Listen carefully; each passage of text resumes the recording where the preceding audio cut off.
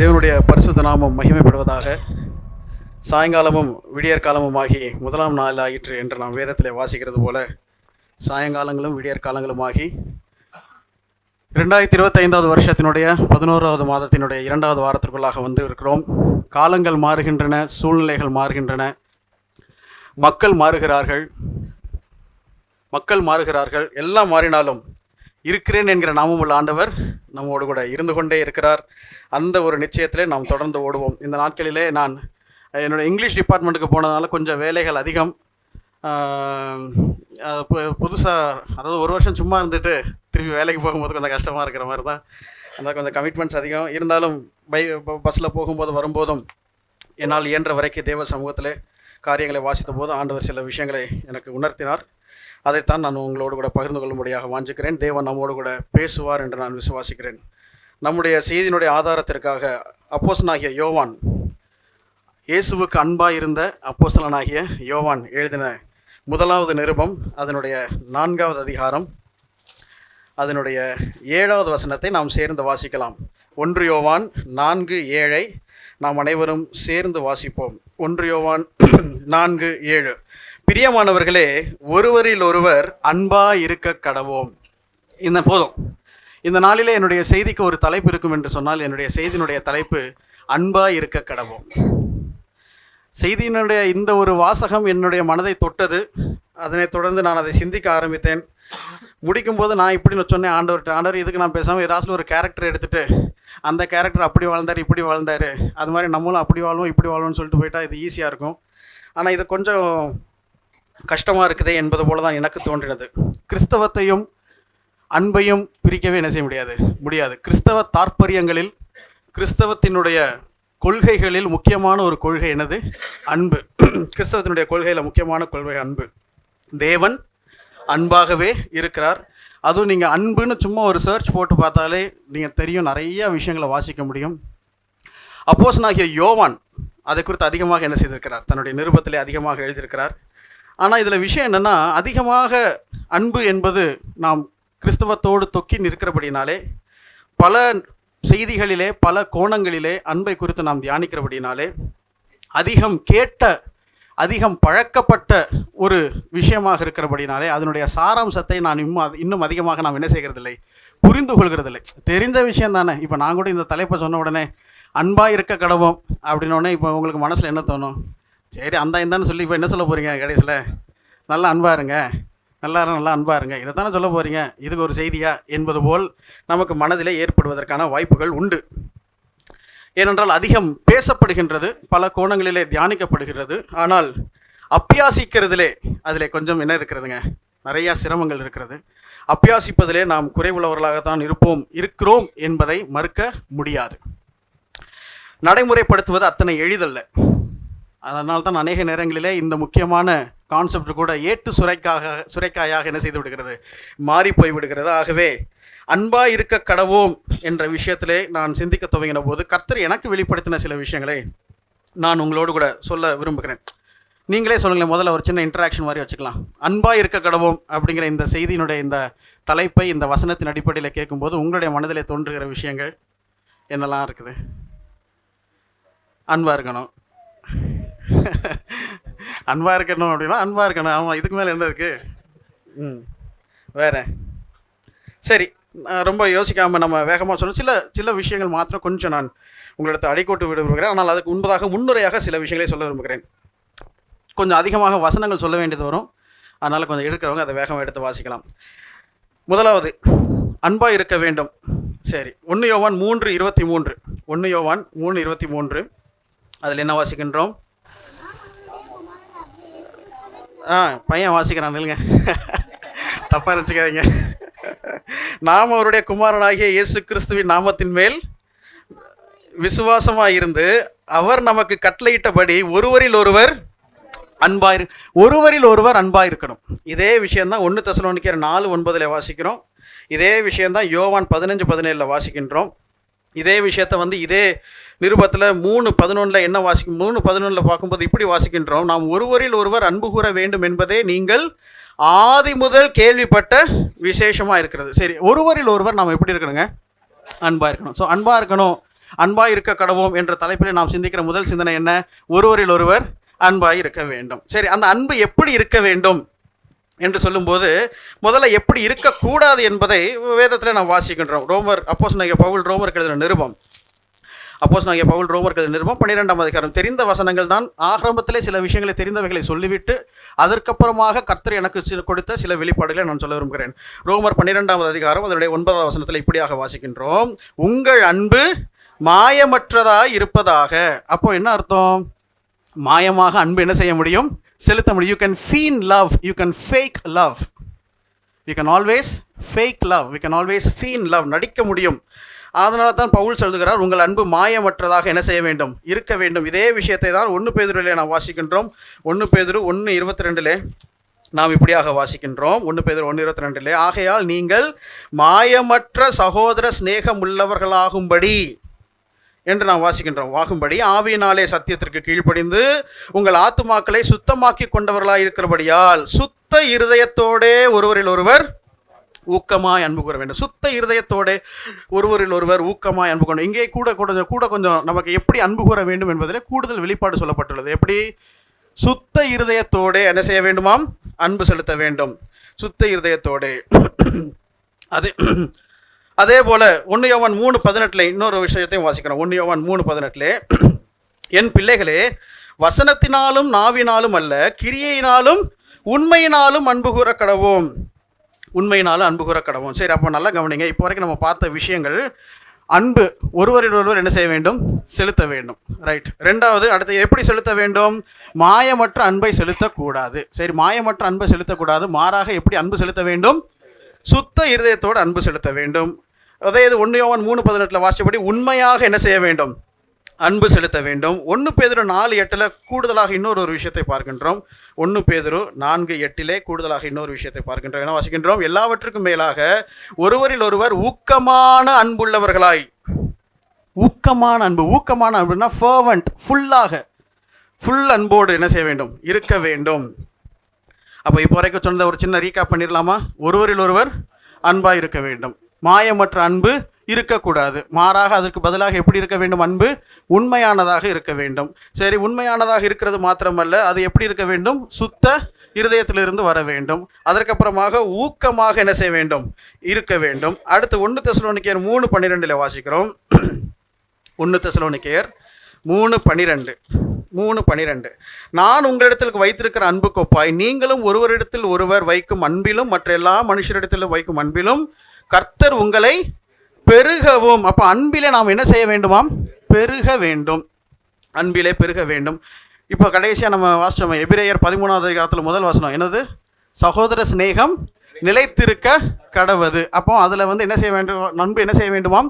நிலைக்க வேண்டும். அப்போ இதுவரைக்கும் சொன்னது ஒரு சின்ன ரீகாப் பண்ணிடலாம். மறுபடியும் ஞாபகம் வச்சுக்கிறதுக்காக, ஒருவரில் ஒருவர் என்ன செய்ய வேண்டும்? அன்பாக இருக்க வேண்டும். எப்படி அன்பு கூறக்கூடாது?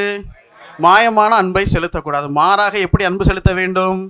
சுத்த இருதயத்தோடு உண்மையான அன்பு என்ன செலுத்த வேண்டும். அடுத்து ஊக்கமான அன்பு செலுத்த வேண்டும். அன்பிலே பெருக வேண்டும். அன்பிலே நிலைக்க வேண்டும். ஞாபகம் வச்சுக்கலாம் எல்லாத்தையும் கரெக்டாக, இல்லாட்டி அதை வேற கேள்வி கேட்பாங்க.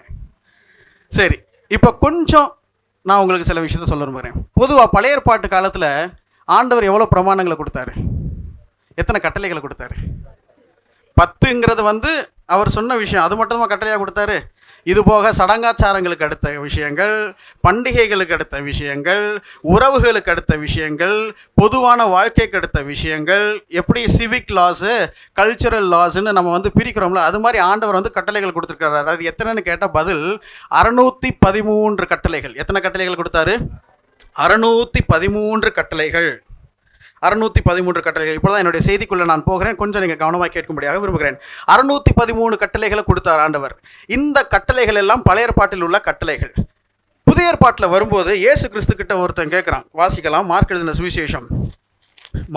சுவிசேஷம் 12ஆம் அதிகாரம். மார்க் எழுதின சுவிசேஷம் 12ஆம் அதிகாரம் அதனுடைய 29வது வசனத்தில் என்ன வாசிக்கிறோம்? எல்லாருமே வாசிக்கலாம். இயேசு அவனுக்கு பிரதித்திரமாக, அதுக்கு முன்னாடி 28வது வசனத்தில் கேட்கிறவன் யார்? வேதபாரகரில் ஒருவன் அவர்கள் தர்க்கம் பண்ணுகிறதை கேட்டு அவர்களுக்கு நன்றாய் உத்தரவு சொன்னார் என்று அறிந்து அவரிடத்தில் கற்பனைகளிலெல்லாம் பெரிதான கற்பனை எது என்று கேட்டான். அப்போ அவன் மனசில் வச்சிருக்கிற கற்பனைகளில் எல்லாம்னு சொன்னால் அவன் எத்தனை கற்பனைகளை மனசில் வச்சுட்டு கேட்குறான்?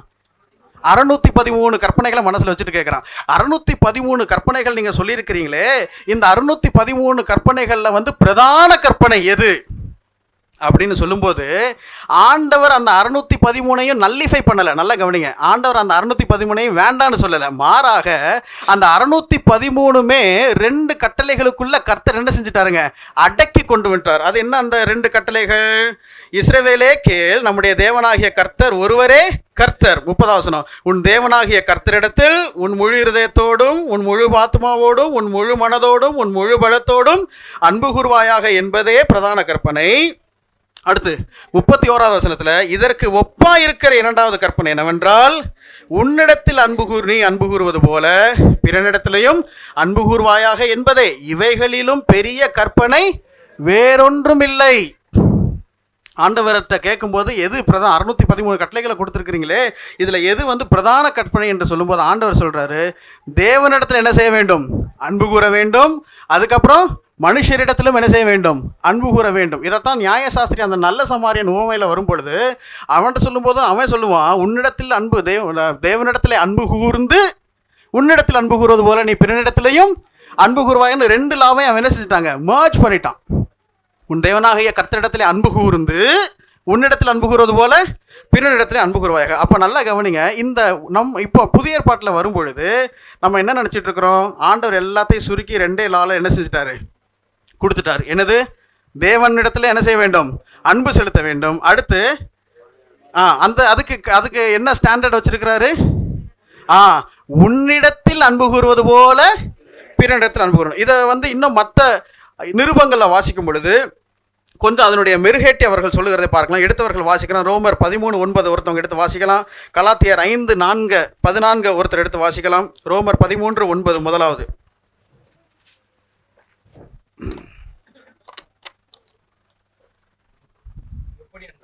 எப்படி என்றால் கொலை செய்யாதிருப்பாயாக, களவு செய்யாதிருப்பாயாக, பொய் சாட்சி சொல்லாதிருப்பாயாக, இச்சியாதிருப்பாயாக என்கிற இந்த கற்பனைகளும் வேற எந்த கற்பனை. நல்ல கவனி, இந்த கற்பனைகளும் அப்படின்னு எல்லாத்தையும் ஒரு சின்ன சாராம்சத்தை சொல்லிட்டு வேற எந்த கற்பனையும் உன்னிடத்தில் நீ அன்பு கூறுவது போல பிறனிடத்தில் அன்பு கூர்வாயாக என்கிற ஒரே வார்த்தையினாலே தொகையாய் அடங்கியிருக்கு. எல்லா கற்பனைகளும் எதற்குள்ளே தொகையாக அடங்கியிருக்கிறது? உன்னிடத்தில் அன்பு கூறுவது போல பிறனிடத்திலும் அன்பு கூர்வாயாக. சரி, கலாத்தியர் 5:14 அப்போஸ்தலர் இது பவுல் என்ன சொல்றாரு? உன்னிடத்தில் நீ அன்பு கூறுவது போல பிறனிடத்திலும் அன்பு கூர்வாயாக என்கிற இந்த ஒரே வார்த்தையில நியாயப்பிரமாணம் முழுவதும் அதுக்குள்ள என்ன செஞ்சிருக்கிறான்? அடங்கி இருக்கிறது. இதை பத்தி யாக்கோபு சொல்லும் போது என்ன சொல்றாரு? யாக்கோபு 2:8 எடுத்தவர்கள் வாசிக்கலாம். யாக்கோபு 2:8, உன்னிடத்தில் நீ அன்பு கூறுகிறது போல பிறனிடத்திலும் அன்பு கூர்வாயாக என்று வேதவாக்கியம் சொல்லுகிற ராஜரீக பிரமாணத்தை நீங்கள் நிறைவேற்றினால் நன்மை செய்வீர்கள். வேத வாக்கியம் சொல்லுகிற என்ன பிரமாணம் இது? ராஜரீக. It's a Royal command. என்னது? உன்னிடத்தில் அன்பு கூறுவது போல பிறனிடத்திலும் அன்பு கூர்வாயாக. அப்ப நல்லா கவனிங்க, எப்படி பழைய ஏற்பாட்டில் வந்து பல கற்பனைகள் சொன்னாலும் புதிய ஏற்பாட்டில் வந்து அன்புங்கிற ஒரே கான்செப்டுக்குள்ள எல்லாத்தையும் கர்த்தர் என்ன செய்யறாருங்க? அடக்குறாரு. அந்த அன்பு என்னவா? முதலாவது தேவனிடத்திலே செலுத்த வேண்டும், அதுக்கப்புறம் மனிதரிடத்திலே செலுத்த வேண்டும். அந்த மனிதரிடத்திலே செலுத்துவதற்கு கர்த்தர் ஒரு ஸ்டாண்டர்டை வைக்கிறார். என்ன ஸ்டாண்டர்ட் வைக்கிறாரு? உன்னிடத்தில் நீ அன்பு கூறுவது போல பிறனிடத்திலேயும் அன்பு கூர்வாயாக. அது என்னவாம்? அது ராஜரீக பிரமாணம். அதற்குள்ளே எல்லாமே தொகையாக என்ன செய்திருக்கிறது? அடங்கி இருக்கிறது என்று அவர் சொல்லுகிறார். அப்போ இங்க வச்சிருக்கிற ஸ்டாண்டர்ட் என்னதுங்க? என்னைய நான் நேசிக்கிற மாதிரியே மற்றவங்களை நான் என்ன செய்யணும்? நேசிக்கணும். இப்போ நம்மகிட்ட ஒரு கேள்வி, நம்ம என்னைய நேசிக்கிற மாதிரியே மற்றவங்களை நேசிக்கிறோமா?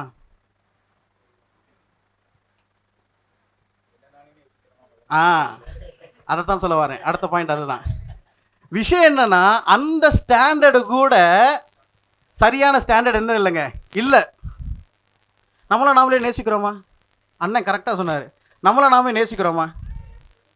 நம்மளை நாமே நேசிக்கிறதுனா நம்ம என்ன நினச்சிக்கிட்டு இருக்கிறோம் தெரியுமா? நமக்கு சுகமாக இருக்கிற மாதிரி நம்மளை பார்த்துக்கிட்டோம்னா நம்மளை நம்ம நேசிச்சுட்டு இருக்கிறோம்னு நினைக்கிறோம். காலையில் வந்து நல்ல கூட 8 மணி வரைக்கும் தூங்குனா நம்மளை நம்ம என்ன செய்கிறோம்? நேசிக்கிறோம். ஆனால் அப்படி இல்லை. உண்மையாக நேசிக்கிறவன் என்ன செய்யக்கூடாதுங்க? தூங்கக்கூடாது. காலையில் என்ன செய்யணுங்க? எழுந்திருக்க வேண்டும். அதாவது சரீரப்பிரகாரமான எல்லா விஷயங்களையும் நம்ம எடுத்து பார்த்தாலும் நம்மளை நாம என்ன செய்கிறது இல்லை? நேசிக்கிறது. என்னைய பாருங்க, தொப்பை பெருகிட்டே போகுது. என்னைய நான் சரியாக என்ன செய்யலைங்க, ஃபிசிக்கலாக நான் என்னை நேசிக்கலை, ஓவர் ஈட்டிங் இருக்குது, என்னுடைய கண்டிஷன் நான் சரியாக மெயின்டைன் பண்ணலை, I am not loving myself physically, என்னுடைய சரீரத்தையும் நான் சரியாக என்ன செய்யவில்லை, நேசிக்கவில்லை. சரி, ஃபிசிக்கலி தான் இப்படி இருக்குது, ஸ்பிரிச்சுவலாக நான் எப்படி இருக்கிறேன்? ஸ்பிரிச்சுவலாக நான் என்னை நேசித்தேன்னா என்ன செஞ்சுருக்கணும்? தேவனுக்கு எடுத்த விஷயங்கள்லாம் கரெக்டாக இருந்திருக்கணும். நான் அப்படி இருக்கிறேனா? கொஞ்சம் யோசிச்சு பாருங்கள். நான் அப்படி இருக்கிறேனா? நான் உண்மையிலே என்னுடைய ஆவியை நேசித்தேனா, என்னுடைய ஆத்மாவை நேசித்தேனா, என்னுடைய உள்ளான மனுஷன் பலப்படுவதற்கு நான் என்னென்ன செய்யணுமோ என்னதெல்லாம் என்ன செஞ்சுருக்கிறோம். உள்ளான மனுஷன் பலப்படுவதற்கு நான் என்னெல்லாம் செய்யணும்? தேவ உறவில் இருக்கணும். ஜெபம் பண்ணுறேனா? சரியா ரெகுலராக ஜெபம் பண்ணுறேனா? இல்லை. வேதத்தை வாசிக்கிறேனா? அவருடைய சத்தத்தை கேட்க விரும்புகிறேனா? அவருடைய மேய்ச்சலில் போய் உள்ளும் புறமும் வந்து மேய்ந்து திருப்தி ஆகிறேனா? இல்லை. அப்போ ஆவிக்குரிய விஷயத்தில் என்னையை நான் சரியாக என்ன செய்வதில்லை, நேசிப்பதில்லை. சரீரப்பிரகாரமாகவும் என்னை நான் சரியாக நேசிப்பதில்லை. சரி, இமோஷனல் ஆஸ்பெக்ட்ஸை கொண்டு வருவோம். அதுலையாச்சும் நான் என்னை நான் நேசிக்கிறேனா அப்படின்னு கேட்டால் அதுவும் என்னதில்லைங்க, இல்லை. நிறைய நேரத்தில் நம்மளே சொல்கிற ஒரு ஸ்டேட்மெண்ட், எனக்கு என்ன இருக்குங்க, வெறுப்பா, எனக்கு என்னையவே பிடிக்கலை, வாழ பிடிக்கலை. சூசைடல் தாட்ஸ் வர்றதுக்கான ஒரே ஒரு காரணம், என்னை நான் என்ன செய்வதில்லை, நேசிப்பதில்லை. வாழ்க்கையில் விரக்தியினுடைய விளிம்புக்கு போவதற்கு காரணம், என்னை நான் சரியாக என்ன செய்வதில்லை, நேசிப்பதில்லை. ஆக நல்ல கவனிங்க, ஒருத்தரை நேசிக்கணும், ஒருவரில் ஒருவர் அன்பாக இருக்க வேண்டும்னு சொல்லும்போது நீங்கள் எல்லா இடத்துலையும் பார்த்தீங்கன்னா, உன்னிடத்தில் நீ அன்பு கூறுவது போல பிறனிடத்திலையும் அன்பு கூறுவாயாக அப்படிங்கிறது நம்ம மனசில் வந்து ரொம்ப தேங்கி நிற்கிற விஷயம். அதனால் நம்ம என்ன நினைக்கிறோம்னா, என்ன நான் நேசிக்கிற மாதிரியே மற்றவங்களை நேசிக்கணும்னு நினைக்கிறோம். அதுவே ஒரு பெரிய ஸ்டாண்டர்ட் தான். ஆனால் அதுலேயே நம்ம எப்படி தான் இருக்கிறோம், தோல்வியில் தான் இருக்கிறோம். ஏன்னா அதுக்கு காரணம் நமக்கு என்ன பலவீனம், நம்மளே நாம் என்ன செய்கிறதில்லை, நேசிக்கிறதில்லை. இன்னொரு நம்முடைய மனசில் தொக்கிப்போன ஒரு விஷயம் என்ன தெரியுமா, உன்னிடத்தில் அன்பு கூறுவது போல பிறனிடத்திலும் அன்பு கூறுவாயாக அப்படின்னு ஆண்டவர் புதிய ஏற்பாட்டில் இதெல்லாம் சொல்லும்போது, இது ஏதோ புதிய ஏற்பாட்டு கற்பனை என்று நாம் நினைத்து கொண்டிருக்கிறோம். பழைய ஏற்பாட்டில் அவ்வளோ 613 லாஸ் கொடுத்தார்ல, புதிய ஏற்பாட்டில் அதெல்லாம் வந்து ஆண்டவர் சுருக்கி தேவனை நேசிக்கணும், உன்னை பிறனை நேசிக்கணும்னு சொல்கிறார்ல, அந்த பிறனை நேசிக்கும் போது உன்னிடத்தில் அன்பு கூறுவது போல பிறனிடத்தில் அன்பு கூறுவார்னு சொல்கிறார்ல, இது வந்து ஏதோ புதிய ஏற்பாட்டு கற்பனை என்று நாம் நினைக்கிறோம். அது தவறு. பழைய ஏற்பாட்டில் அந்த வாசகம் இருக்கா? எங்கே இருக்குது எடுங்க. லேவியராகமத்தின் புஸ்தகம், சரியா தம்பி, லேவியராகமத்தின் புஸ்தகம் எல்லாரும் எடுத்துக்கொள்ளலாம். 19வது அதிகாரம், லேவியராகமத்தின் புஸ்தகம் 19வது அதிகாரம், அதனுடைய 18வது வசனத்திலே வாசிக்கலாம். என்ன வாசிக்கிறோம்? பழிக்கு பழி, எல்லாருமே வாசிக்கலாமே. பழிக்கு பழி வாங்காமலும் உன் ஜனபுத்திரர் மேல் பொறாமை கொள்ளாமலும், அடுத்து உன்னில் நீ அன்பு கூறுவது போல பிறனிலும் அன்பு கூர்வாயாக, நான் கர்த்தர். மத்தையில வாசிக்கும் போது பூர்வத்தாருக்கு உரைக்கப்பட்டதை நீங்கள் கேள்விப்பட்டிருக்கிறீர்கள், கண்ணுக்கு கண் பல்லுக்கு பல் அப்படின்னு நம்ம ஆண்டவர் அங்கே சொல்றத பார்க்குறோம். அது வந்து இவங்கள அல்லாத மற்றவங்களுக்கு, இஸ்ரவேலே அல்லாத மற்றவங்களுக்கு. ஆனால் இஸ்ரவேலுக்குள்ள வந்து ஒரு பிரச்சனைனா, நீ பழிக்கு பழி என்ன செய்யாத, வாங்காதங்கிறாரு. உன்னில் நீ அன்பு கூறுவது போல பிறனிடத்தில் என்ன செய்ய, அன்பு கூறுங்கிறது ஏதோ புதிய ஏற்பாட்டில் சொல்லப்பட்ட கற்பனை அல்லவே அல்ல. மாறாக அது என்னதுங்க, பழைய ஏற்பாட்டிலேயே வச்ச ஸ்டாண்டர்டு. பழைய ஏற்பாட்டிலேயே வச்ச ஸ்டாண்டர்டு.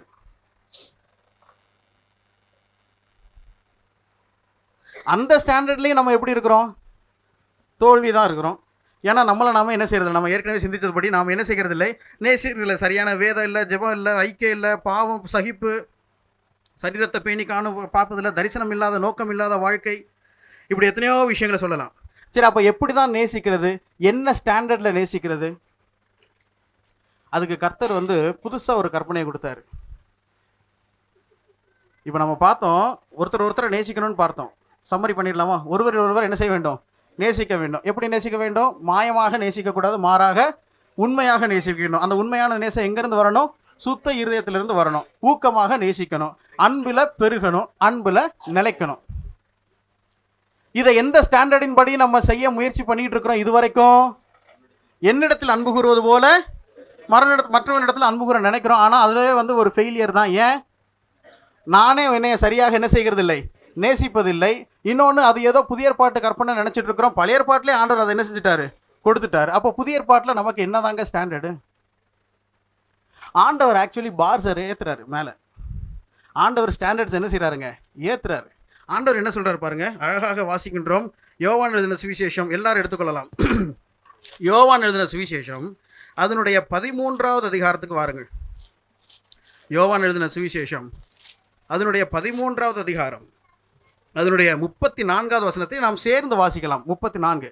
ஆண்டவர் எப்படி ஒருவரை ஒருவர் நேசிக்க வேண்டும் என்பதற்கு ஒரு புதிய பாரை, ஒரு புதிய ஸ்டாண்டர்டை ஒரு கர்த்தர் நியமிக்கிறதை நாம் பார்க்கிறோம். பாருங்கள், 34வது வசனம், நீங்கள் ஒருவரில் ஒருவர் அன்பா இருங்கள். அடுத்து முக்கியமான விஷயம், நான் உங்களில் அன்பா இருந்தது போல நீங்களும் ஒருவரில் ஒருவர் அன்பா இருங்கள் என்று புதிதான கட்டளையை உங்களுக்கு. அப்போ உன்னிடத்திலே நீ அன்பு கூறுவது போல பிறனிடத்திலையும் அன்பு கூறுவாயாக என்பது ஏதோ புதிய ஏற்பாட்டிலே கர்த்தர் நியமித்த புதிய கட்டளை அல்ல. அது பழைய ஏற்பாட்டிலே வரக்கூடிய விஷயம். புதிய ஏற்பாட்டில் கர்த்தர் இன்னும் கொஞ்சம் கூட ஸ்டாண்டர்டை ஏற்றுறாரு.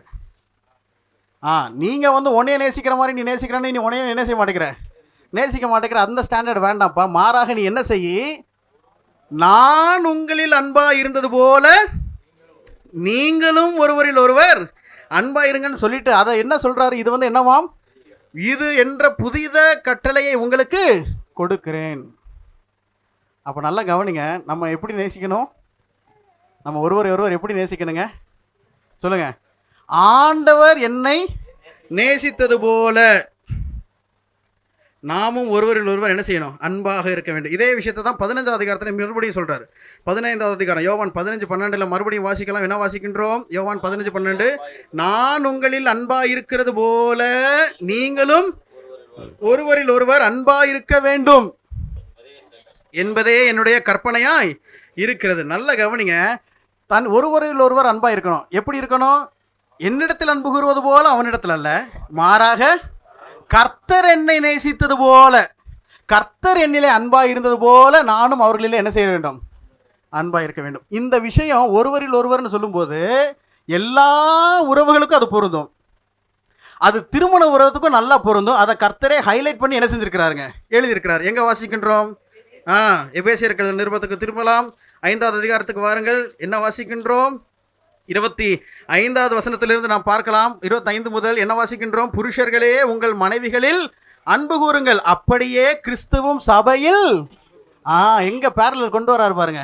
கிறிஸ்து சபையில் அன்பு கூர்ந்து, அதுபோல புருஷர்களே நீங்கள் உங்களுடைய மனைவிகளில் அன்பு கூற வேண்டும். தாம் அதை திருவசனத்தை கொண்டு அப்படி என்னெல்லாம் செஞ்சார்னு சொல்லிட்டு 27வது வசனத்தினுடைய கடைசி பகுதி, தம்மை தாமே அதற்காக என்ன செய்தார், ஒப்பு கொடுத்தார். நல்ல கவனிங்க, கர்த்தர் ஸ்டாண்டர்டை ஏற்றுறாரு. அது ஒரு புதிய கற்பனையாக கொடுக்குறாரு. என்னது? நீ ஒன்னே போல பிறனை நேசிக்கிறதெல்லாம் அது பழசு. அந்த ஸ்டாண்டர்ட் வேண்டாம். ஏன்னா நீ ஒன்றை மாதிரி உன்னையே நீ ஒழுங்காக என்ன செய்ய மாட்டேங்கிற, நேசிக்க மாட்டேங்க. மாறாக நான் உனக்கு சொல்கிறேன், நீ உனக்கு ஒரு ஸ்டாண்டர்டை ஏற்றி கொடுக்குறேன். என்னது? நான் உன்னை நேசித்தேன்ல, அது மாதிரி நீ என்ன செய்யணும், நேசிக்கணும். யாரை நேசிக்கணும்? எல்லாரையும். ஒருவரில் ஒருவர். எந்த ரிலேஷன்ஷிப்புக்கு இது பொருந்தும், குடும்ப உறவுக்கு அது என்னதுங்க, பொருந்தும். கிறிஸ்து சபையை நேசித்தது போல. அப்போ நல்லா கவனிங்க, அன்பு என்னெல்லாம் வேதம் நமக்கு சொல்லுதுன்னு பார்த்தோம். அந்த அன்பை எந்த ஸ்டாண்டர்டில் இருக்கக்கூடாதுன்னு நம்ம பார்த்தோம். எந்த ஸ்டாண்டர்டில் இருக்கக்கூடாது? நான் என்னையை நேசிக்கிற மாதிரி என்ன செய்யக்கூடாதுங்க, மற்றவங்க மேலே அன்பு செலுத்தக்கூடாது. மாறாக கிறிஸ்து என்னை நேசித்தது போல நான் மற்றவரை என்ன செய்யணும், நேசிக்கணும். சொல்லுவோம். இப்போ அடுத்து, கிறிஸ்து நம்ம எப்படி நேசிச்சார்? இதுக்கு நீங்கள் எல்லாருக்கும் பதில் சொல்லணுமே கண்டிப்பாக. ஒவ்வொரு வாரம் ஆராதனை தியானத்தில் அதான செஞ்சுட்டு இருக்கிறோம். தம்மை தாமே என்ன செய்தாருங்க, ஒப்பு கொடுத்தார். இந்த நம்ம எபேசியரில் வாசிச்ச பாருங்க, தம்மை தாமே ஒப்பு கொடுத்தார். வேற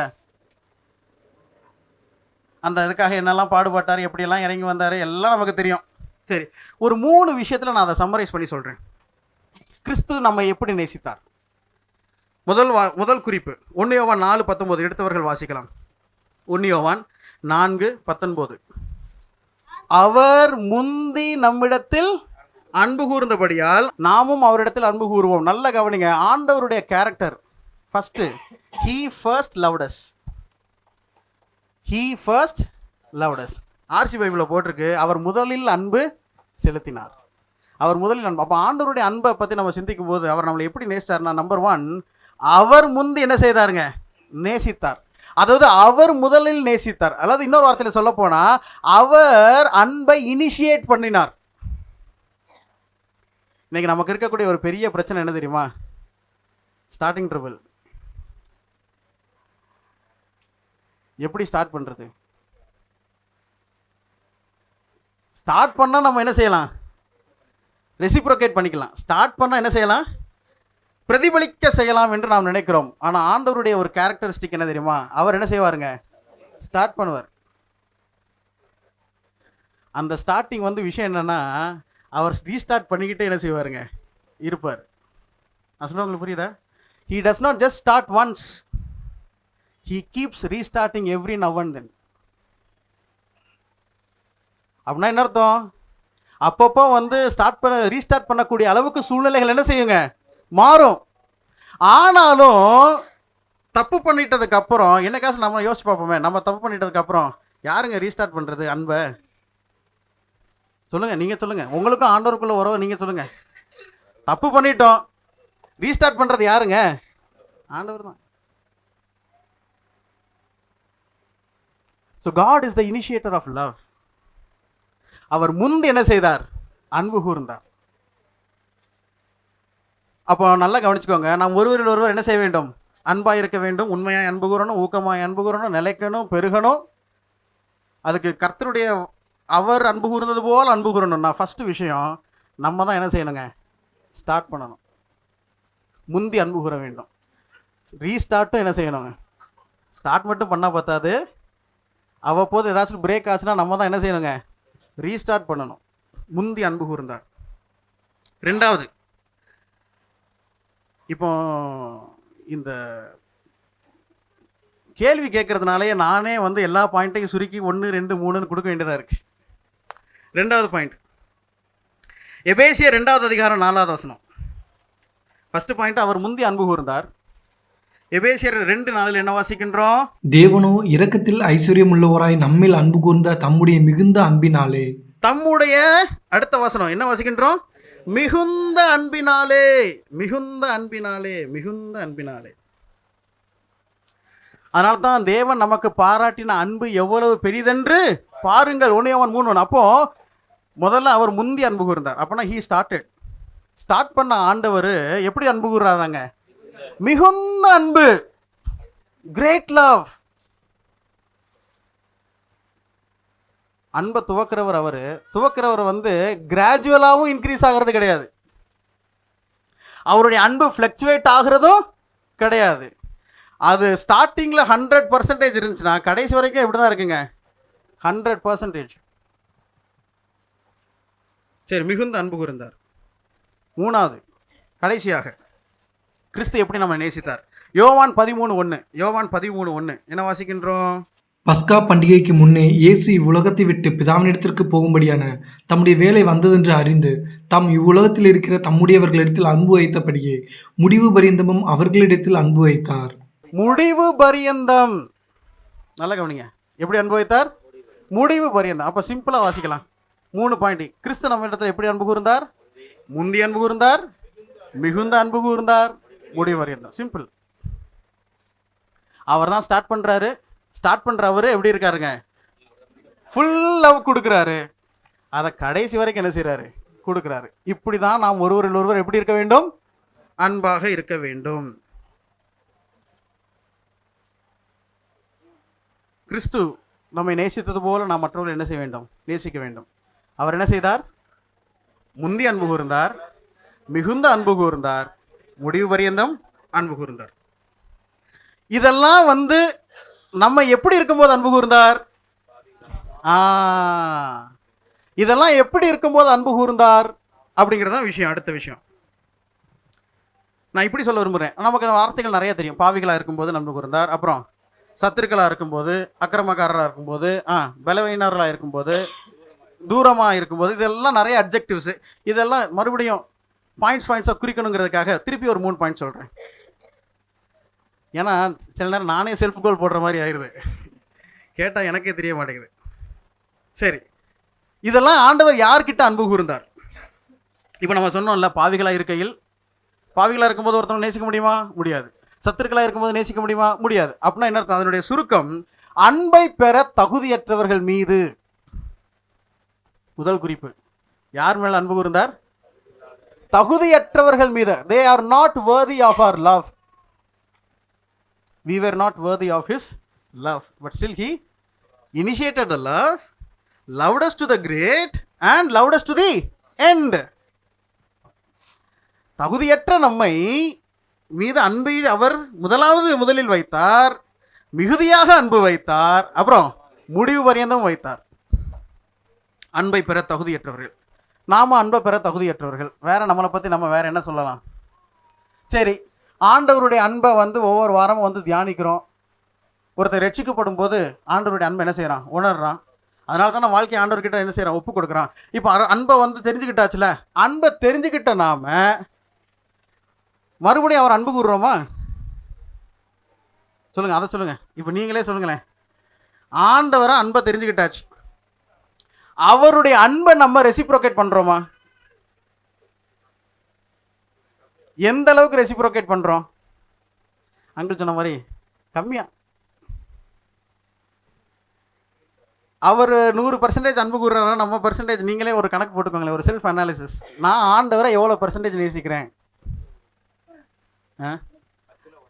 10ல் 1 தசமமாக மாதிரி ஆயிடுச்சு.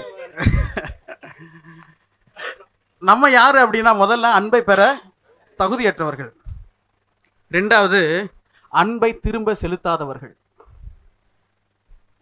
கரெக்டு தானே? ஆண்டவர் எதிர்பார்க்குற அன்பை நம்ம கொடுக்குறோமாங்க? யோசிச்சு பாருங்க. யோவான்ல வாசிக்கிறோம், அவருடைய கற்பனைகளை கைக்கொள்வதே அவரிடத்தில் அன்பு கூறுவதாம். என்னதுங்க? அவருடைய கற்பனைகளை கைக்கொள்வதே. இப்போ நம்ம கேட்போம், அவருடைய கற்பனைகள் எல்லாம் கைக்கொள்ளிட்டோமா? அவருடைய கற்பனைகள்னா ஃபுல்லாக புதிய ஏற்பாட்டை கரெக்டாக நம்ம ஃபாலோ பண்ணுறோமாங்க? நீங்கள் சொல்லுங்கள். நான் சொல்கிறேன், நான் ஃபாலோ பண்ணலை. நீங்கள் பண்ணுறீங்களா?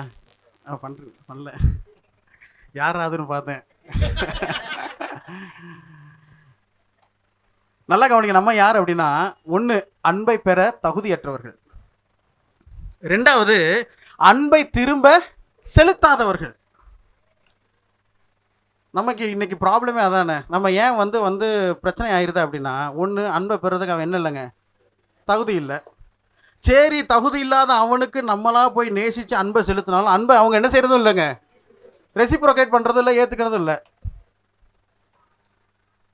கொஞ்சம் யோசிச்சு பாருங்க. இந்த இடத்துல நம்ம ஆண்டவரை நேசிக்கிற மாதிரி, நம்ம ஆண்டவரை நேசிக்கிற அளவுக்கு நீ என்னை எப்படி நேசிக்கிற அது மாதிரி நான் உன்னை நேசிக்கிறேன் தம்பி அப்படின்னு ஆண்டவர் ஒரு ஸ்டாண்டர்டை ஃபிக்ஸ் பண்ணிட்டாருன்னு வச்சுக்கோங்க. இப்போ நம்ம அப்படி தானே ஃபிக்ஸ் பண்ணுறோம். நம்ம மற்றவங்களுக்கு எப்படி ஃபிக்ஸ் பண்ணுறோம்? நான் நேசித்து பார்த்தா அவங்க நேசிக்கலை, ரைட் விடு, நீ என்னை நேசித்தா நான் உன்னை நேசிக்கிறேன் அப்படிங்கிற மாதிரி. நீ ரிசீவிங் எண்டில் என்ன மாதிரி ரெஸ்பான்ஸ் இருக்குதோ அந்த மாதிரி நான் உன்னை என்ன செய்கிறேன், நேசிக்கிறேன்னு நம்ம இப்போ நம்ம வழக்கத்தில் வச்சுருக்கிறோம்ல. அதானே ப்ராக்டிக்கலாக நடந்துகிட்டு இருக்கு. கொஞ்சம் ஓப்பனாகவே பேசுவோம். இது மாதிரி ஆண்டவர் ஸ்டாண்டர்ட் ஃபிக்ஸ் பண்ணிட்டாருன்னு வச்சுக்கோங்க. எப்பா நீ என்னை நேசிக்கிற மாதிரி நான் உன்னை நேசிக்கிறேன் அப்படின்னு ஆண்டவர் ஃபிக்ஸ் பண்ணிட்டாருன்னு வச்சுக்கோங்க, என்ன ஆகும்? கொஞ்சம் யோசிச்சு பாருங்க. ஆண்டவர் எப்பா நீ எந்த அளவுக்கு நேசிக்கிறியோ அந்த அளவுக்கு நான் உன்னை நேசிக்கிறேன்னு ஆண்டவர் ஸ்டாண்டர்ட் ஃபிக்ஸ் பண்ணாருன்னா என்ன ஆகும்? சரி, அப்போ தேவன் எப்படி அன்பு கூர்ந்தார்? முந்தி. எப்படி அன்பு கூர்ந்தார்? மிகுந்த. எப்படி அன்பு கூர்ந்தார்? முடிவு வரை. யாரிடத்தில் அன்பு கூர்ந்தார்? தகுதியற்றவர்களிடத்தில். யாரிடத்தில் அன்பு கூர்ந்தார்? திரும்ப செலுத்தாதவர்களிடத்தில். கடைசியா திரும்ப செலுத்தினா கூட பரவாயில்ல, செலுத்தாமல் இருந்தால் கூட பரவாயில்லைங்க.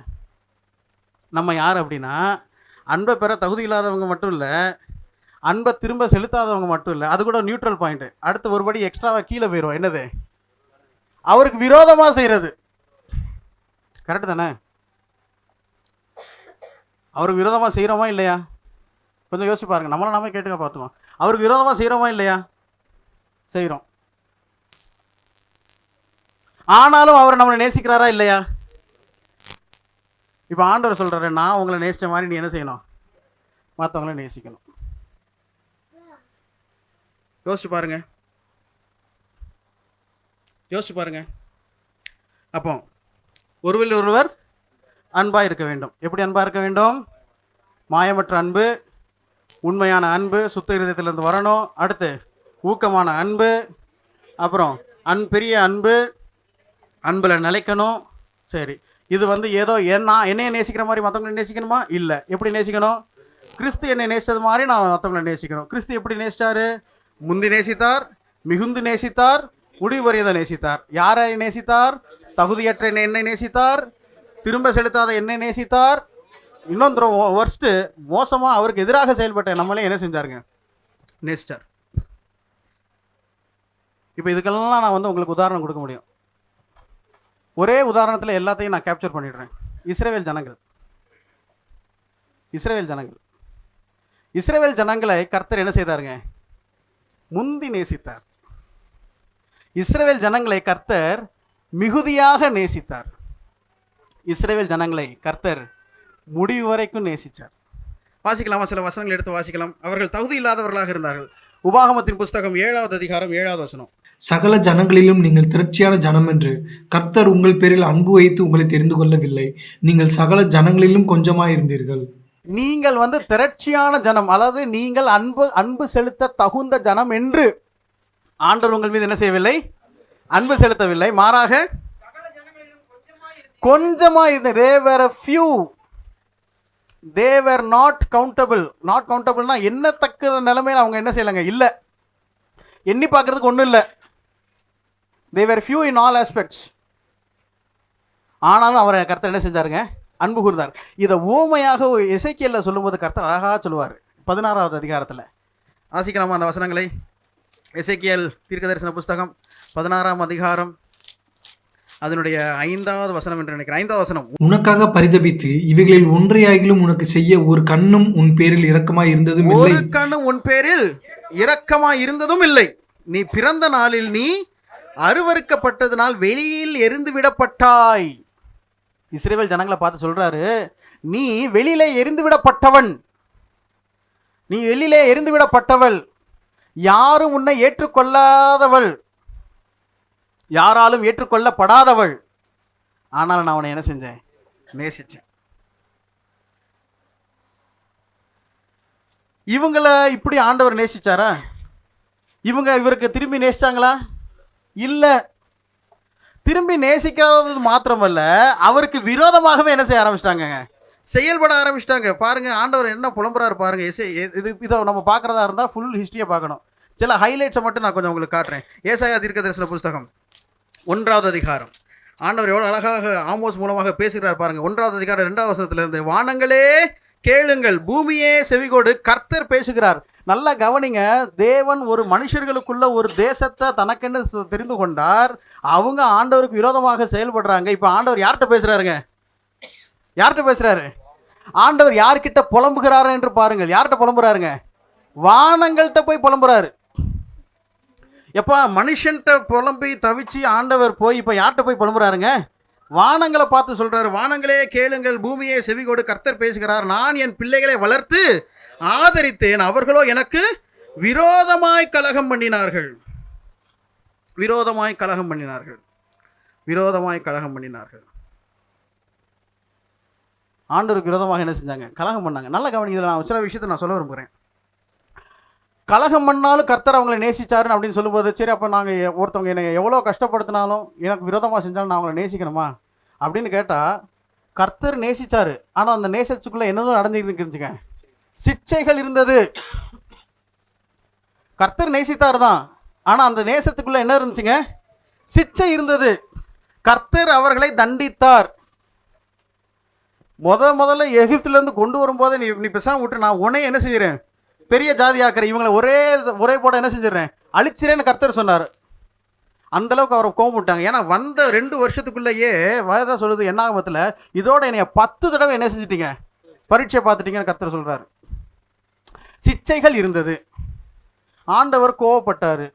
ஆண்டவர் அதனால என்ன செஞ்சாருன்னா, அவங்கள அவங்களுடைய சத்துருக்களினுடைய கைகள் என்ன செஞ்சாருங்க? விற்று போட்டார். அவங்களுக்குள்ள கொள்ளை நோய்களை கொடுத்தாரு. அவங்களுக்கு பஞ்சத்தை கொடுத்தாரு. ஆனால் இதெல்லாம் எப்படி செஞ்சாருங்க? அன்போடு செஞ்சார். நம்ம ஏற்கனவே எபிரேயரில் இப்போ தான் 12வது அதிகாரத்தை மனப்பாடம் பண்ணோமே, அதில் வசனங்கள் வருமே, வாசிக்கலாம் அந்த வசனங்களை. எபிரேயர் 12வது அதிகாரம் அதனுடைய 6வது வசனத்திலிருந்து என்ன வாசிக்கின்றோம்? கர்த்தர் எவனிடத்தில் அன்பு கூறுகிறாரோ அவனை அவர் சிட்சித்து, அன்பினுடைய வெளிப்பாடு என்னதுங்க? சிட்சித்து தாம் சேர்த்து கொள்ளுகிற எந்த மகனையும் தண்டிக்கிறார் என்று பிள்ளைகளுக்கு சொல்லுகிறது போல உங்களுக்கு சொல்லி இருக்கிற புத்திமதியை மறந்தீர்கள். அப்போ நல்ல கவனிங்க, ஆண்டவர் வந்து என்ன செய்கிறாரு? சிட்சிக்கிறாரு. But to what end? எதற்காக சிட்சிக்கிறார்? வசனத்தில் என்ன வாசிக்கின்றோம்? தாம் சேர்த்து கொள்ளுகிற. அவர் சிட்சிக்கிறது எதுக்காக தாங்க? அந்த உறவை ரெஸ்டோர் பண்ணுறதுக்காக, அந்த அன்பை மீண்டும் புதுப்பிப்பதற்காக, அந்த உறவை புதுப்பிப்பதற்காக. ஆண்டவர் சிட்சிக்கிற போது அவருடைய மனசு எப்படி இருக்குங்கிறத ஒரு 2-3 வசனங்களை நான் உங்களுக்கு காட்டுறேன். கொஞ்சம் எடுத்து எல்லாரும் சேர்ந்து வாசிக்கலாம். ஓசியாவின் புஸ்தகம், தானியேல், ஓசியாவின் புஸ்தகம், அதனுடைய 13வது அதிகாரம். ஓசியாவின் புஸ்தகம் அதனுடைய 13வது அதிகாரம். இதெல்லாம் நீங்கள் வந்து ஓனா படித்து பார்த்தீங்கன்னா தெரியும். இந்த இஸ்ரவேல் ஜனங்களுக்காக ஓசியாவை வந்து அவருடைய மேரேஜ் லைஃபே போயிடுச்சுங்க. ஓசியாவுக்கு மேரேஜ் லைஃபே போயிடுச்சு. போய் யாரை போய் கல்யாணம் பண்ணுங்க? ஒரு சோரம் போகிற ஸ்திரீயை போய் என்ன செய்யணுங்க? கல்யாணம் பண்ணணும். Who will go? யாருங்க இப்படி சாக்ரிஃபைஸ் பண்ணுவான்? இவங்களுக்காக கர்த்தர் ஒருத்தனை வந்து சாக்ரிஃபைஸ் பண்ண வைக்கிறாரு. மேரேஜ் லைஃபே போச்சு அவனுக்கு. அப்படி சொல்லும்போது கர்த்தர் அவங்களுக்கு உணர்த்தும் போது என்னெல்லாம் சொல்கிறாரு பாருங்க. 6வது வசனத்திலிருந்து, ஓசியா 13:6 தங்களுக்கு இருந்த மேய்ச்சலினால் திருப்தியானார்கள், திருப்தியான பின்பு அவர்கள் இருதயம் மேட்டிமை ஆயிற்று, அதனால் என்னை மறந்தார்கள். இப்போ மறந்துட்டா உடனே ஆண்டவர் கோவப்படுறாரு பாருங்க. ஆகையால் நான் அவர்களுக்கு எப்படி இருப்பேன்? சிங்கத்தை போல் இருப்பேன், சிவிங்கியை போல் வழி அருகே பதிவிருப்பேன். அடுத்து 8வது வசனம் இன்னும் ரொம்ப மோசமாக போகும். குட்டிகளை பறிகொடுத்த கரடியை போல நான் அவர்களை எதிர்த்து அவர்கள் ஈரக்குலையை கிழித்து. ஆண்டவர் என்னெல்லாம் வார்த்தை யூஸ் பண்ணுறாரு பாருங்க. அவனுடைய ஈரக்குலை என்ன செய்வேன்? அதனால் நீங்களும் ஆண்டவர் மாதிரியே கோவப்படுங்க, தப்பு இல்லை. இதெல்லாம் வார்த்தையில் தான் இருக்கும். இதெல்லாம் எப்படி இருக்கும்? வார்த்தையில் தான் இருக்கும். ஈரக்கொலையை கிழித்து அவர்களை அங்கே சிங்கம் பட்சிக்கிறது போல பட்சித்து போடுவேன், காட்டு மிருகங்கள் அவர்களை பீறி போடும். இஸ்ரவேலே, நீ உனக்கு கேடுண்டாக்கி கொண்டாய். இதெல்லாம் கோவப்பட்டாலும் அடுத்த வாசகம், ஆனாலும். ஆனாலும் அதான் ஆண்டவர். கோவப்படுறேன் உண்மைதான், நீ என்னை ரொம்ப ட்ரிகர் பண்ற, எனக்கு கோபமா வருது, ட்ரிகர் கரெக்ட் தான். ஆனாலும் என்னிடத்துல உனக்கு என்ன உண்டு? சகாயம் உண்டு. என்னிடத்துல உனக்கு சகாயம் உண்டு. முந்தின அதிகாரத்துக்கு வாருங்கள், 11வது அதிகாரத்துக்கு வாருங்கள். என்ன சொல்றாரு ஆண்டவர்?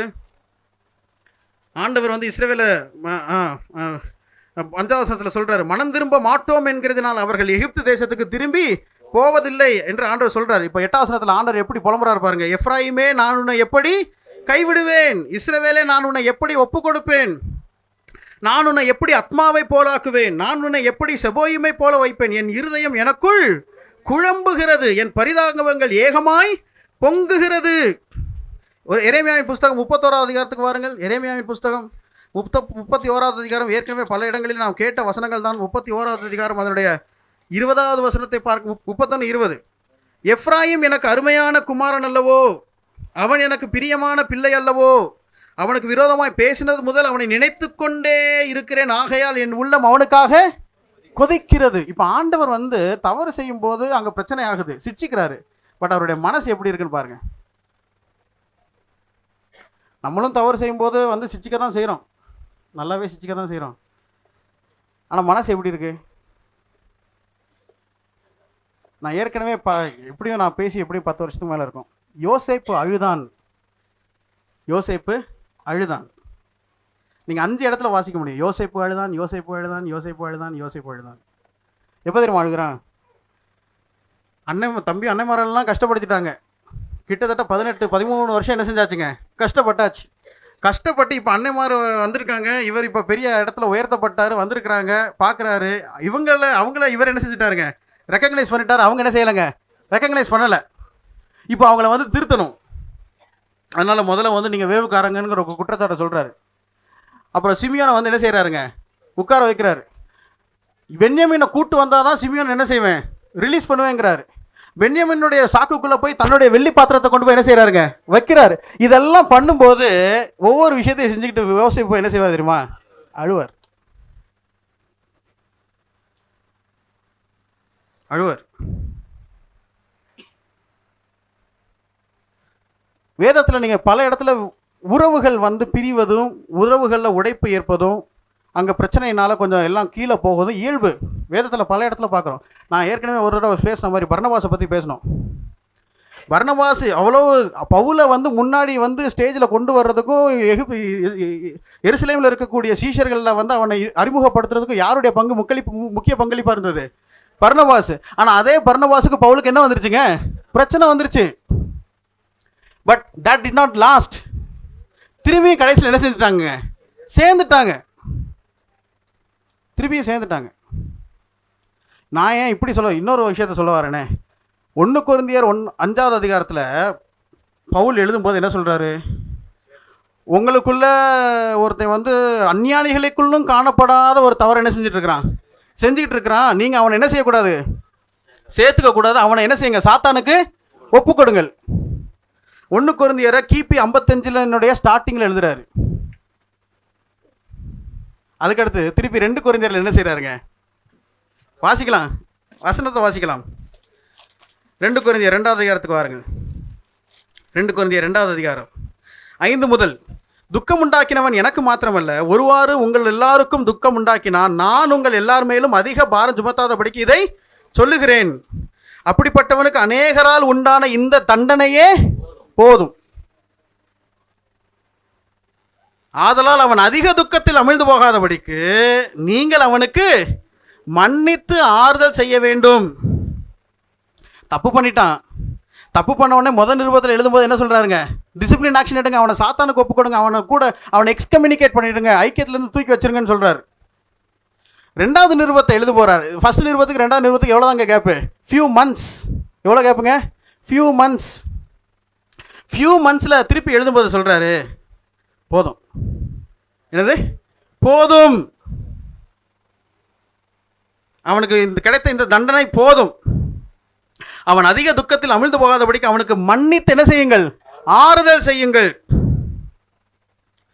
நாம இப்போ ஒரு கேள்வி கேட்டுக்கணும். நிறைய நேரத்தில் நம்மளை நிறைய பேர் ஏதாச்சும் ட்ரிகர் பண்ணியிருப்பாங்க, பிரச்சனை ஆகிருக்கும், சண்டை வந்திருக்கும், உறவு முறிஞ்சிருக்கும், கேப் ஆகி போச்சு. என்னைக்கு நம்ம சொல்ல போகிறோம் போதும் அப்படின்னு?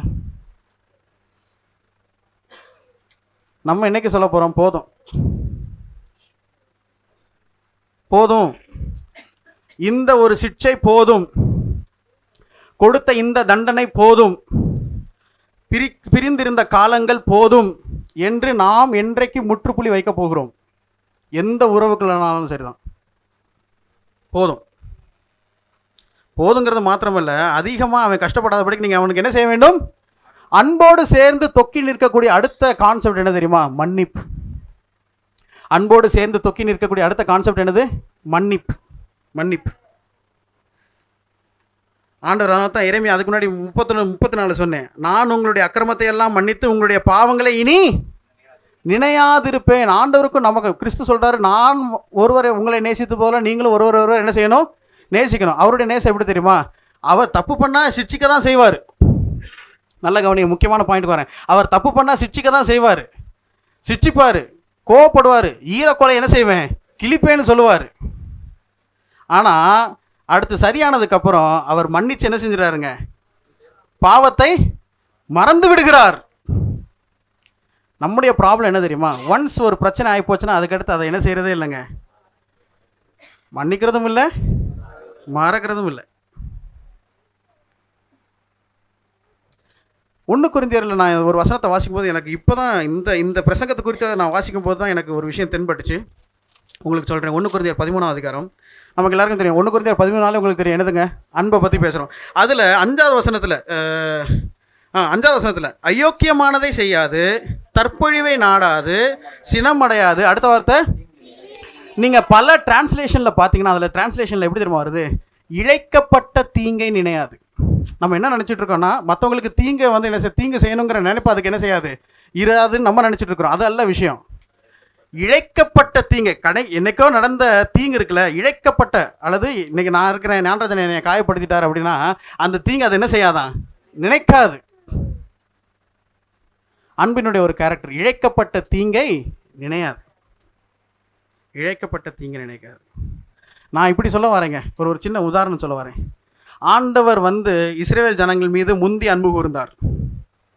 இஸ்ரவேல் ஜனங்கள் மீது மிகுந்த அன்பு கூர்ந்தார்.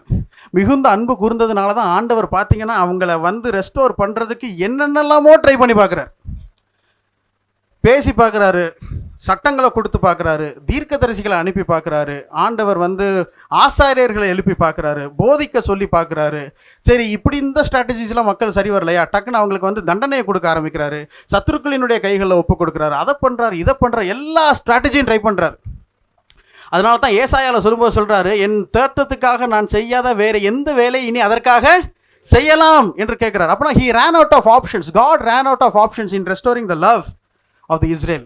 இஸ்ரேல் ஜனங்களினுடைய அந்த அன்பை புதுப்பிப்பதற்கு என்னென்ன வாய்ப்பு இருக்கோ எல்லாத்தையும் பயன்படுத்தி பார்த்தார். இல்லை, நான் இப்படி சொல்ல விரும்புகிறேன், எல்லாத்தையும் பண்ணி பார்த்தாருங்க, அனுப்பி பார்த்தாரு. இவங்க அனுப்புகிறவங்களெல்லாம் இவங்க என்ன செஞ்சுட்டு இருந்தாங்க தெரியுமா? கொலை செஞ்சுக்கிட்டு இருந்தாங்க.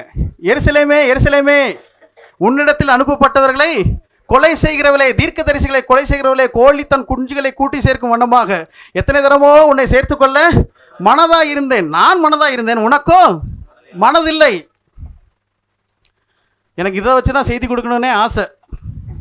இந்த வசனத்தை தான் வந்து கீ வேர்ஸாக வச்சு எந்தெந்த இடங்கள்லாம் எத்தனை தடவை சேர்த்துக்கொள்ள மனதாக இருந்தார் அப்படின்னு நினைக்க அது இப்படி இவால்வ் ஆயிடுச்சு. சரி, ரைட்டு, சேர்த்துக்கொள்ள மனதாக இருந்தேன், உங்களுக்கோ மனதில்லைன்னு கருத்தை சொல்கிறார்ல. நான் இப்படி சொல்ல விரும்புகிறேன், God tried all possible means, எல்லா சாத்தியக்கூறுகளையும் ட்ரை பண்ணி பார்த்தார்.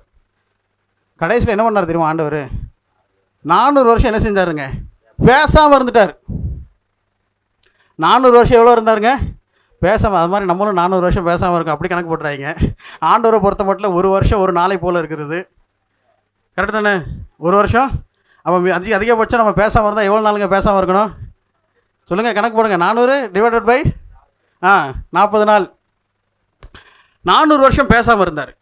பேசாமல் இருந்ததுக்கப்புறம் இது வரைக்கும் வந்து அவங்க சைடில் என்னென்ன ட்ரை பண்ணுமோ ட்ரை பண்ணி பார்த்தாரு, ஒன்றும் வேலைக்காகலை. 400 வருஷம் பேசாமல் இருந்துக்கு அடுத்து திருப்பி அவர் இடைப்படுறாருல, அதுக்கடுத்து அவருடைய இடைப்பாடு வந்து அன்பினுடைய உச்சத்துக்கு போயிடுச்சுங்க.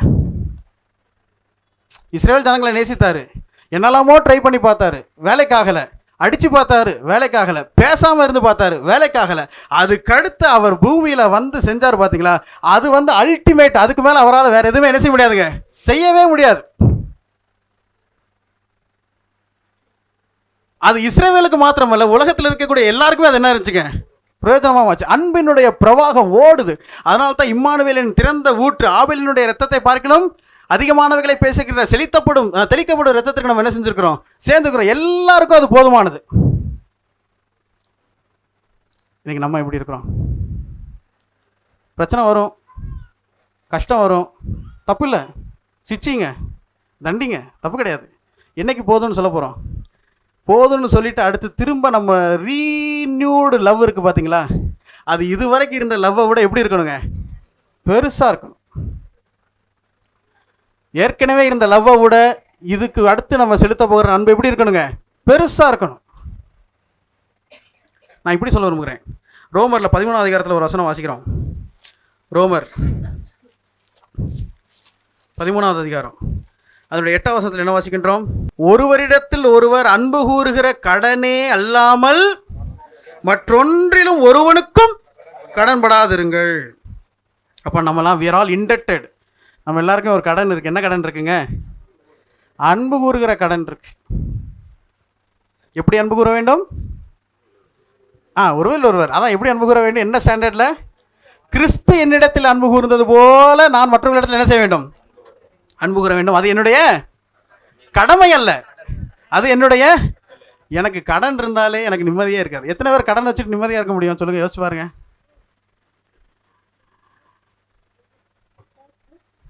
கடன்காரன் வந்து திருப்பி கேட்கறதுக்கு உரிமை இருக்குது, அப்படி தானே? உண்மைதானேங்க? கடன் வாங்கினவங்க வந்து முதல் அசலை மட்டும் அப்படியே செலுத்துவோமா, இல்லை வட்டியை சேர்த்து கொடுப்போமா? சொல்லுங்கள், உலக நியதியை சொல்லுங்கள். கடன் வாங்கினவங்க கொடுத்த கடனை மட்டும், நீ என்னைய 10% லவ் பண்ண, நானும் உன்னை 10% லவ் பண்ணுறேன், அப்படி பண்ணுவோமா? இல்லை 10% வாங்கினோம்னா அதுக்கு வட்டியெல்லாம் போட்டு கொடுப்போமா? எங்கே லீஸ்ட் இன்ட்ரெஸ்ட் இருக்குன்னு பார்ப்போமா? அன்பு கூறுகிற கடனே அல்லாமல் வேறு ஒன்றிலும் கடனாளி. நான் இப்படி சொல்ல விரும்புகிறேன். பரமண்டலத்து ஜபத்தில், பரமண்டலங்களில் இருக்கிற எங்கள் பிதாவே உடைய நாமம் பரிசுத்தப்படுவதாக, உடைய ராஜ்யம் வருவதாக, உடைய சித்தம் பரமண்டலங்களில் செய்யப்படுவது போல பூமியில் செய்யப்படுவதாக, அன்றென்று அப்பத்தை இன்று எங்களுக்கு அடுத்து எங்கள் கடனாளிகளை நாங்கள் மன்னிக்கிறது போல எங்கள் கடன்களை எனக்கு மன்னி. இந்த ரெண்டையும் ஜாயின் பண்ணிவிடும். நம்ம மற்றவர்களை நேசிப்பதற்கு, அன்பு கூறுவதற்கு கடனாளிகள். அப்படியே அன்பு கூறாமல் நம்ம நேசிக்கப்படாவிட்டாலும் அந்த நேசிக்கப்படாத அந்த கடனை நாம் என்ன செய்ய வேண்டும்? மன்னிக்க வேண்டும். அப்படி மன்னிச்சுட்டு தான் அவர்கிட்ட போய் கேட்கணும். என்ன கேட்கணும்? எங்கள் கடனாளிகளுக்கு நாங்கள் மன்னிக்கிறது போல எங்கள் கடன்களை எங்களுக்கு மன்னியும். ஹியூமன்லி இது இம்பாசிபிள். சொல்லுங்கள், இந்த மாதிரி அன்பை யார் செலுத்த முடியும்? அதனால தான் இந்த பிரசங்கத்தை பண்ணுறதுக்கே நான் தயக்கமாக இருந்தேன். பேசாமல் ஒரு கேரக்டர் ஸ்டடி எடுத்து அவர் அப்படி வாழ்ந்தார், இவர் இப்படி வாழ்ந்தார், இப்படி வாழ்ந்துட்டு போயிடும் அப்படின்னு போயிருந்துருக்கலாம். இது எப்படி சாத்தியம்? அதனால தான் வேதத்தில் ஒரு வசனத்தை வாசிக்கிறோம் பாருங்கள். தேவ அன்பு நம்முடைய இருதயங்களில், நமக்கு இந்த வசனம் தெரியும், எனக்கு டக்குன்னு ரெஃபரன்ஸ் சரியாக அதில் எடுத்தவங்க யாராச்சும் எடுத்தீங்க தான் சர்ச் பண்ணிங்கன்னா சொல்லுங்கள். தேவ அன்பு நம்முடைய இருதயங்களில் இது நமக்கு என்ன, ஆவியானவரை பெறும்பொழுது ஆண்டவர் நமக்கு கொடுக்குற பல விஷயங்களை ஒன்று தேவ அன்பு என்ன செய்கிறாருங்க, கொடுக்குறார். ரோமர் 5:5. Right, thank you uncle. கரெக்ட், ரோமர் 5:5. நான் தேங்க்யூ அங்கிள், நான் நோட் பண்ணியிருக்கிறேன். நான் எபேசியனுங்கிற மனசுங்கிறதுனாலே இதை பார்த்துட்டு இருந்தேன். தேவ அன்பு அருளப்பட்ட எங்கே இருக்கு, மேலும் நமக்கு அருளப்பட்ட பரிசுத்தாவினாலே தேவ அன்பு நம்முடைய இருதயங்களில். நல்லா கவனிங்க, உலகத்தில் இருக்கக்கூடிய எல்லா அன்பையும் கிரீக்கை பொறுத்த மட்டும் 4 வார்த்தையில் பிரிக்கிறாங்க. Agape, ஃபீலியோ, ஸ்டார்கே, eros. அகாப்பேனா தேவன் நம்ம மேலே வைக்கிற அன்பு. ஃபீலியோனா பாசம், நண்பர்கள். ஸ்டார்கே அப்படின்னா அதுவும் பிரதர் சிஸ்டர் ரிலேஷன்ஷிப்பு. ஈராஸ் அது சரீரப்பிரகாரமான உறவு. இதில் ஆண்டவருடைய அன்பு என்னன்னு தெரியுமா? அகாப்பே அன்பு. அந்த அன்பை கர்த்தர் நமக்குள்ள என்ன செஞ்சிருக்கிறாரு? ஊற்றி இருக்கிறார். அவருடைய கோபம் தலைமுறைக்கும், அவருடைய இரக்கம் 1 நிமிஷம். அப்படியே வாசிக்கிறோம். என்ன வாசிக்கின்றோம்? அவருடைய கோபம் 1 நிமிஷம், அவருடைய தயவு நீடிய நித்தம். அன்பு கூற கடவோம். எப்படி அன்பு கூற கடவோம்? ஒரு சம்மரைஸ் பண்ணிடலாம். ஒருவரில் ஒருவர் அன்பு கூற கடவோம். எப்படி அன்பு கூற வேண்டும்?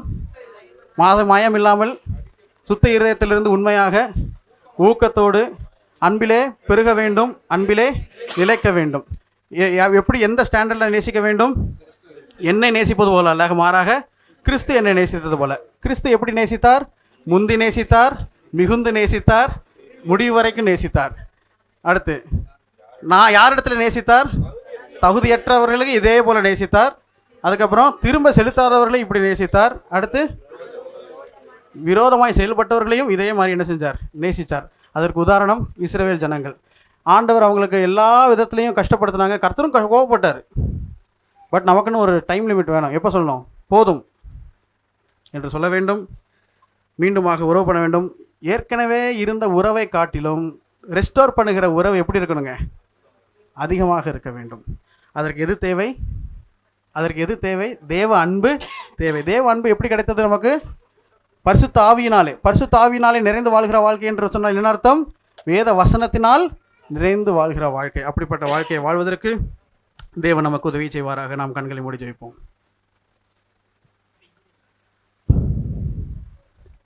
எல்லா துதிக்கும் ஸ்தோத்திரத்துக்கும் கனத்துக்கும் மகிமைக்கும் பாத்திரா இருக்கிற அன்பின் பரலோக பிதாவே, இரக்கத்தில் ஐஸ்வரம் நல்ல தேவனே, இந்த அருமையான பகல் வேலைக்காக நாங்களுமே துதிக்கிறோம், ஸ்தோத்திரிக்கிறோம், நன்றி செலுத்துகிறோம். அன்பின் பிதாவே, கிறிஸ்தவத்தோடு இணைந்து எப்பொழுதும் சிந்திக்கப்படுகின்ற ஒரு விஷயம்தான் அன்பு. பல கோணங்களிலே, பல நிலைமைகளிலே உம்முடைய அன்பை குறித்து நாங்கள் பேசியிருக்கிறோம், தியானிச்சிருக்கிறோம். உம்மை நாங்கள் நேசிக்கிறதை குறித்து பேசித்திருக்கிறோம், தியானித்திருக்கிறோம்.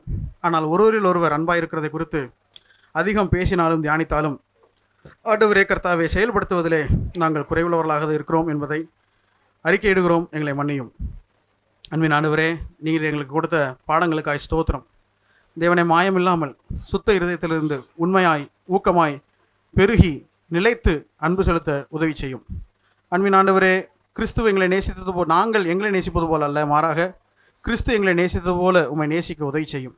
அவர் எங்களிடத்திலே ஆண்டவரே முந்தி அன்பு வைத்தார், மிகுந்த அன்பு வைத்தார், முடிவு பரியந்தம் அன்பு வைத்தார். நாங்களும் அதுபோல முதலாவது அன்பு செலுத்தி, மிகுந்த அன்பு செலுத்தி, முடிவு பரியந்தம் அன்பு செலுத்த எங்களுக்கு உதவி செய்யும்.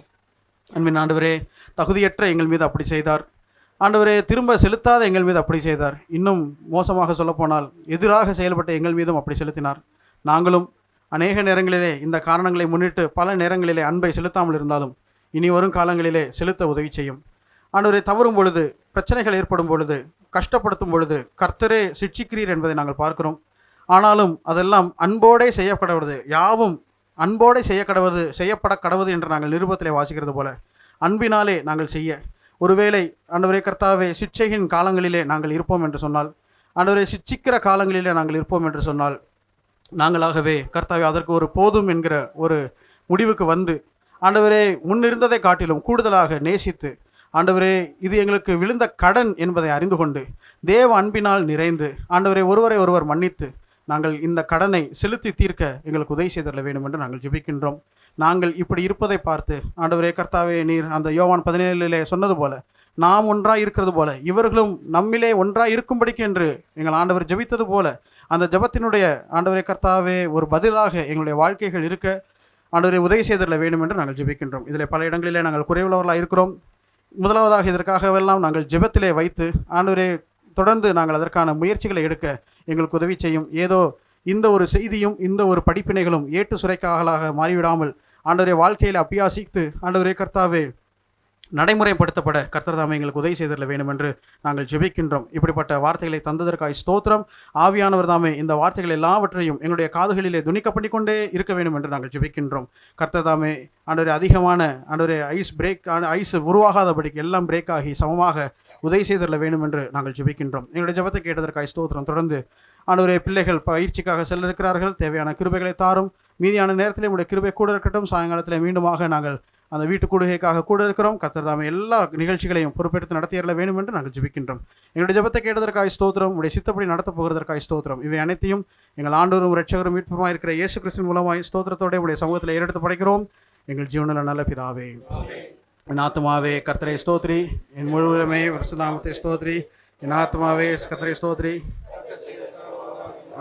ஆமென்.